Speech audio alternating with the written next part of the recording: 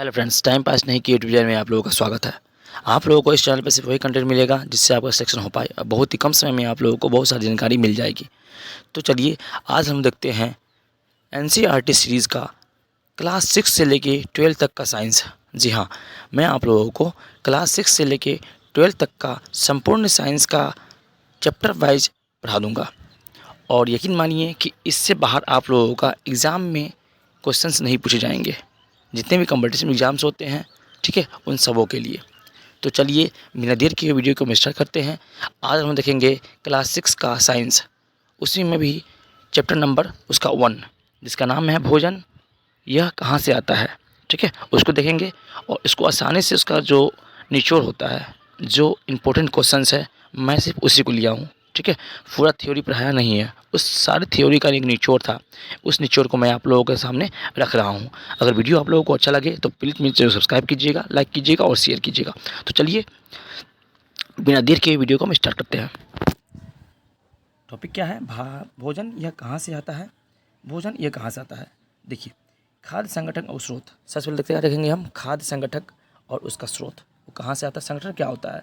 भोजन बनाने के लिए हमें कई चीज़ों की आवश्यकता होती है, जैसे कच्ची सब्जी, नमक यानी कि NaCl, मसाला, तेल, ऑयल, पानी, इन्हीं ही संगठक कहते हैं। यानी कि भोजन बनाने के लिए जिन जिन आवश्यक घटकों की मतलब जो भी आवश्यक सामग्री की आवश्यकता होती है उसे हम संगठक बोलते हैं, ठीक है, भोजन बनाने के लिए। चलिए, अब खाद्य पदार्थों का स्रोत क्या होता है। जिन जिन चीज़ों से हम अपना भोजन प्राप्त करते हैं उन्हें खाद्य पदार्थों का स्रोत कहते हैं। स्रोत मतलब क्या होता है? सोर्स, यानी उसका लाने का सोर्स क्या है ना, उसको आने का स्रोत क्या है। जैसे देखिए, हम खाद्य पदार्थ दो स्रोत से प्राप्त करते हैं। हम जो अपने खाना जो भोजन प्राप्त होता है मेरा, यानी खाद्य पदार्थ जो प्राप्त होता है हमें, वह दो स्रोतों से प्राप्त होता है। पहला, पौधों से प्राप्त खाद्य पदार्थ, ठीक है। जिससे पहले होता है क्या? पौधों से प्राप्त होता है मेरा खाद्य पदार्थ। देखिए यहाँ पर, जैसे गेहूँ, दाल, चावल, इन सबों को हम क्या करते हैं? पौधे से प्राप्त करते हैं। जैसे मक्का हो गया, सब्जी हो गया, वनस्पति तेल, ये सब किससे प्राप्त होता है? तो पौधों से प्राप्त खाद्य पदार्थ है, ठीक है। चलिए देखते हैं आगे। उसके बाद आता है जंतु से प्राप्त खाद्य पदार्थ। हम जानते हैं ना कि जंतु से भी हम खाद्य पदार्थों को प्राप्त करते हैं, जैसे अंडा है ना, मांस, जैसे यहाँ लिखा हुआ है, उदाहरण के लिए क्या है? अंडा है, मांस है, दूध है, दही है, मछली और पनीर। ये ऐसे पदार्थ है जिसको हम इनडायरेक्टली या डायरेक्टली पशुओं से यानी कि जानवरों से प्राप्त करते हैं, ठीक है, ये भी याद रखिएगा। उसका होता है कच्ची सामग्री। खाद्य पदार्थों को बनाने के लिए जिन संगठनों का हम प्रयोग करते हैं उन्हें ही कच्ची सामग्री बोलते हैं, जैसे नमक, दाल, सब्जी, पानी और मसाला इत्यादि। इन सबों को अगर मिला दिया जाए और इसको पका दिया जाए तो ये हो जाएगा क्या? खाद्य पदार्थ बनकर तैयार हो जाएगा, ठीक है। लेकिन ये सब अगर अकेले अकेले है, सिंगल सिंगल है, तो ये सब क्या है? खाद्य का क्या है? ये सब सामग्री है, कच्ची सामग्री है, ठीक है। चलो देखते हैं आगे। पौधे के खाने योग्य भाग। अब कौन कौन से भाग हम पौधे के खाते हैं उसको देखते हैं। कुछ पौधों के 2 या 2 से अधिक भागों को खाया जा सकता है, इन्हें ही खाने योग्य भाग कहा जाता है। जैसे जड़, तना, फल, फूल, पत्ता इत्यादि, ये सब खाने योग्य भाग हैं। जैसे जड़ हम किसे खाते हैं? जैसे मूली, मूली का हम क्या खाते हैं? जड़ ही खाते हैं ना, क्योंकि मूली क्या होता है? ज़मीन के अंदर होता है कि नहीं। तो मूली हो गया, गाजर हो गया, शलजम हो गया, है ना, इस सबों को क्या खाते हैं? हम जड़ खाते हैं, क्योंकि ज़मीन के वो अंदर होता है, इसीलिए उसको जड़ माना जाता है, ठीक है। चलिए देखते हैं आगे। अब देखते हैं पौधे के भाग। पौधे के कौन कौन से भाग होते हैं उसको समझते हैं, ठीक है। चलिए देखिए, जैसे है आलू का तना खाया जाता है कि नहीं। मूली का जड़ खाया जाता है, पत्ता दोनों खाया जाता है। मूली का हम क्या खाते हैं? पत्ता भी खाते हैं, उसको साग बनाया जाता है कि नहीं, साग के रूप में खाते हैं उसको। लौकी का फल खाया जाता है, ठीक है। लौकी को क्या खाते हैं? पूरे लौकी को ही खा लेते हैं, खाते हैं ना, तो उसको खा सकते हैं, उसका फल खाते हैं। पालक का पत्ता खाया जाता है कि नहीं। पालक का साग बनता है ना, तो इसीलिए बोलते हैं हम पालक का पत्ता खा सकते हैं। अंकुरण, बीज से शिशु पौधे का उगना अंकुरण कहलाता है। जब हम बीज को डालते हैं और बीज में से क्या होती है? एक छोटी सी कली निकलती है ऊपर की ओर, उसे ही बोलते हैं अंकुरण बोलते हैं, ठीक है। चलिए देखते हैं, नेक्स्ट स्लाइड देखते हैं।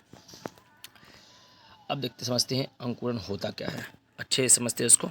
चलिए, बीज के शिशु पौधे का उगना अंकुरण कहलाता है। जैसे मूंग का अंकुरण, चने का अंकुरण। जब हम चने और मूंग को, है ना, सूती कपड़े में लपेट कर पानी से भिगाकर कुछ देर तक उसको टांग के रख दिया जाए, ठीक है, तो उसमें से क्या हो जाता है, अंकुरण निकल जाता है ना। मतलब छोटे छोटे उसमें से क्या निकलते हैं, रेसे टाइप का एक, है ना, निकल जाते हैं ऊपर की ओर।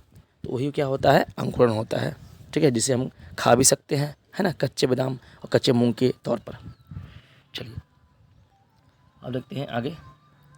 अंकुरण। अंकुरण बीजों के एक सफ़ेद रंग की धागे जैसी संरचना होती है जिसे अंकुरण बोलते हैं। बोले थे ना, एक धागे जैसी क्या होती है, संरचना होती है जो कि उजला उजला होता है।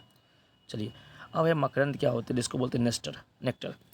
मधुमक्खी द्वारा इकट्ठा की गई फूलों के मीठे रस को मकरंद बोलते हैं, जो बाद में शहद बन जाता है।